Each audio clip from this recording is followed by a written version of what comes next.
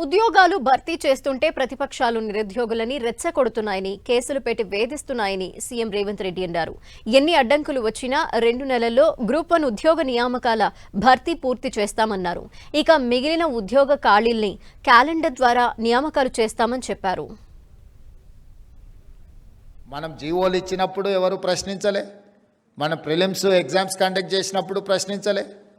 ఎప్పుడైతే మనం ఈ పోటీ పరీక్షలు నిర్వహించి 563 నియామకాలు చేపడతామని ప్రతిపక్షానికి ప్రధానంగా నమ్మకం వచ్చిందో లీగల్ లిటిగేషన్స్ మొదలుపెట్టారు.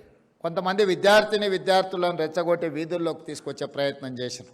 ఏదో ఒక రకంగా గ్రూప్ 1 పరీక్షలను అడ్డుకొని నియామకాలు చేపట్టకుండా కాలయాపన చేయాలన్న ఆలోచనతో కుట్ర చేస్తే కూడా ఆ కుట్రలను అన్నిటిని తిప్పికొట్టి న్యాయస్థానంలో ప్రభుత్వం తీసుకున్న నిర్ణయాలు అన్నీ సక్రమమే, సరైనవే, ప్రభుత్వం నియామకాలు చేపట్టవచ్చు అని చెప్పి హైకోర్టు నుంచి సుప్రీంకోర్టు వరకు ప్రభుత్వానికి న్యాయస్థానాలు అండగా నిలబడి ఈరోజు గ్రూప్ 1 పరీక్షల్ని కూడా పూర్తి చేసుకొని మార్చి 31 లోపల 563 మంది గ్రూప్ 1 ఉద్యోగస్తులను ఈరోజు తెలంగాణ రాష్ట్రంలో నియామకాలు చేపట్టబోతున్నాము.